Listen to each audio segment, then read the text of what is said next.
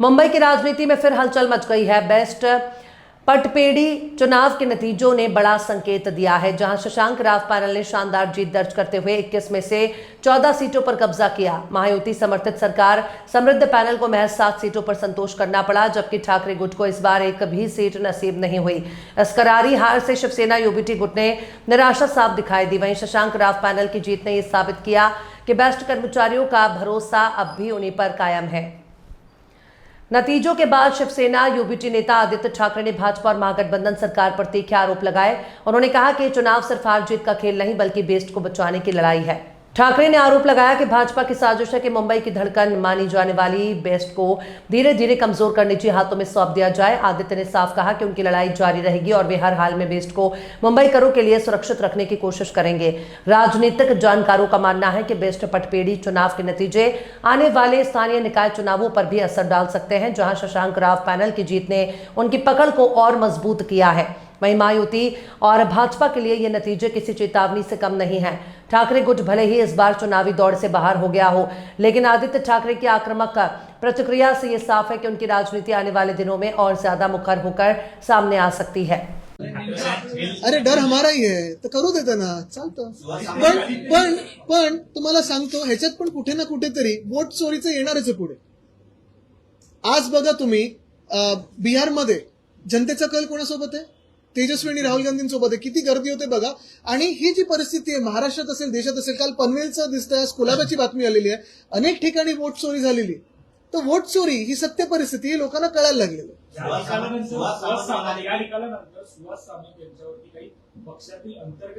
आता अंतर्गत गोष्टी मी बाहेर नाही सांगू शकत। कशाचं? तेच मी सांगतोय ना। आता काल संदीप देशपांडे जी काही बोललेले आहेत, सुहासजी बोललेले आहेत, अनेक गोष्टी बाहेर येतील। मुख्य गोष्ट हीच आहे, जरी निकाल काही लागला असेल तरी बीएसटी बद्दल आम्ही आमचं जे परखड मत आहे की बीएसटीला संपवण्याचा प्रयत्न भाजप करत आहे आणि हे महायुती सरकार करत आहे, ते आम्ही मांडत राहणार। ट्रॅफिक संदर्भात मुख्यमंत्र्यांना सादरीकरण केले आहे, ट्रॅफिक संदर्भात अनेक विषय त्यांनी मांडले आहेत। आपली भूमिका मी त्याच्यात नव्हतो, पण अनेक नेते आम्ही पण देखील घेतच असतो, तर काही चुकीचं नाही। एशिया कप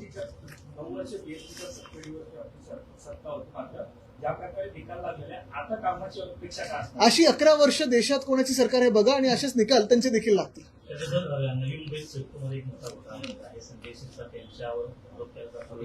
त्याच्यावर आम्ही नीट बोलणार आहोत, त्याच्यावर माहिती अधिकची मिळालेली आम्हाला, आणि योग्य वेळी आम्ही ती बातमी लोकांसमोर आणू। अर्थात कारवाई अपेक्षित आहे, पण दुसरी महत्वाची गोष्ट आपल्या समोर जी मला मांडायची ती हीच आहे की आता काल परवाकडे एशिया कपचा स्क्वॉड आपल्या भारताच्या संघाचा जाहीर झालेला आहे।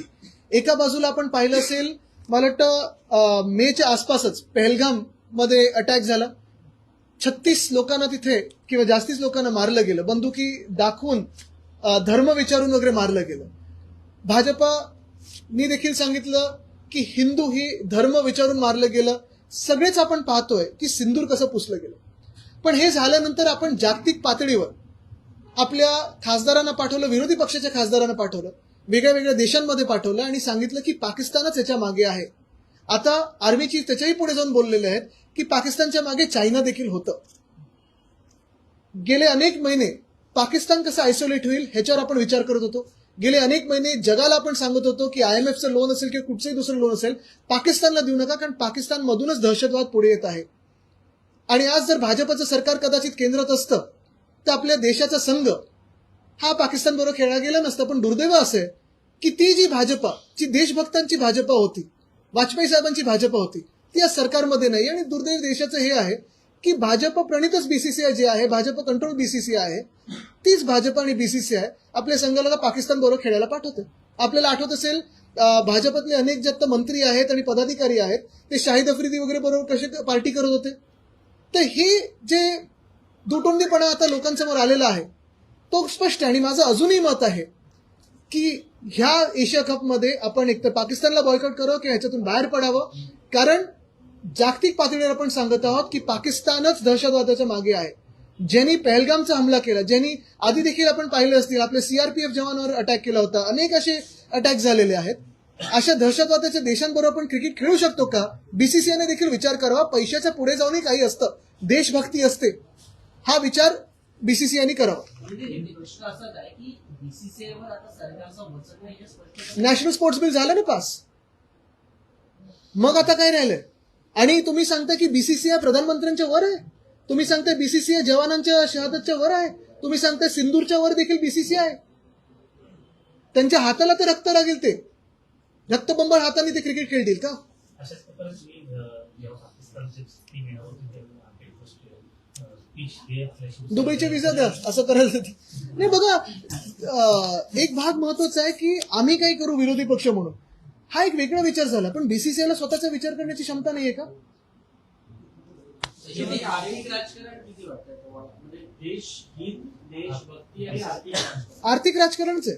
तर मुंबईकरांना पत्कर हा लावला जातो आता त्याच्यामधलं स्ट्रीट टॅक्स लिहिलं जात आहे. मुंबईमध्ये 2 दिवसाच्या पावसामध्ये अनेक खड्डे पडलेले. हा स्ट्रीट टॅक्स त्याचं डॉक्युमेंटेशन आम्ही केलेलं आहे. पुढे काही दिवसांमध्ये आपण त्यांच्यावर बोलू. पूछे.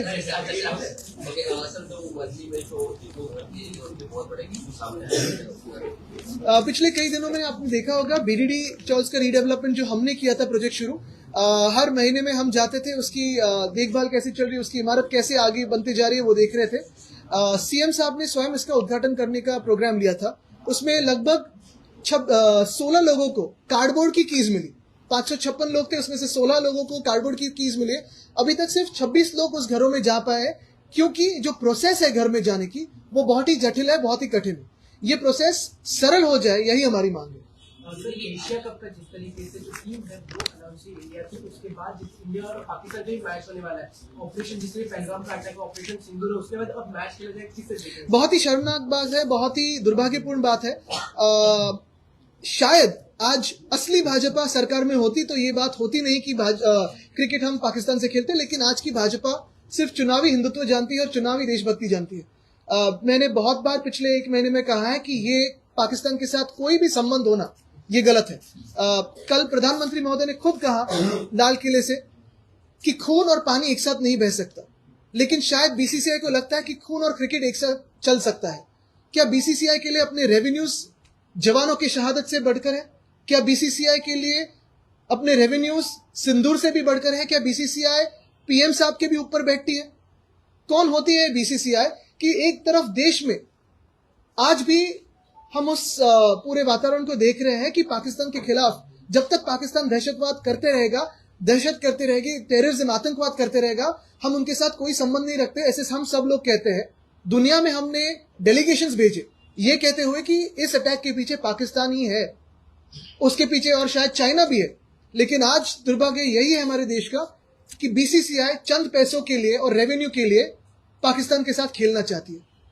और मैं वापस ये दोहराना चाहता हूं कि अगर असली भाजपा होती, वाजपेयी साहब की भाजपा होती, अडवाणी साहब की भाजपा होती, तो ये दिन आज देश में नहीं होते कि सरकार में होते हुए भी बीसीसीआई भाजपा की नहीं मान रही.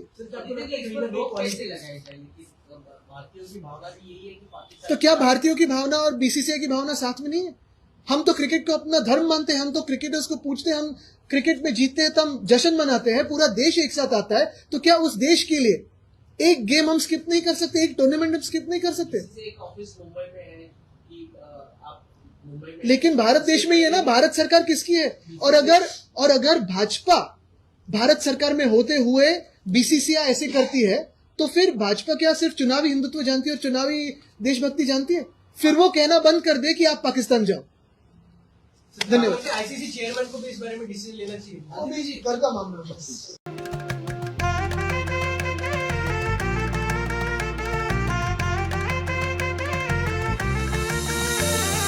माना पानाचा नात्या गोत्याचा पसारा लई बाई वाढला. रुसवा नको ग बाई कुणाचा, मोठ्यानी उतारा काढला. लगीन घाई सुचून देई, खरेदीने पणा काढला. खरेदीला वर्षीधीने उत्साह नवा आणला.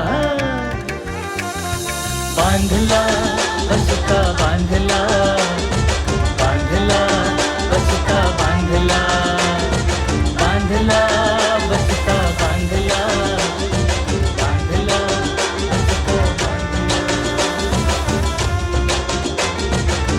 बांधला.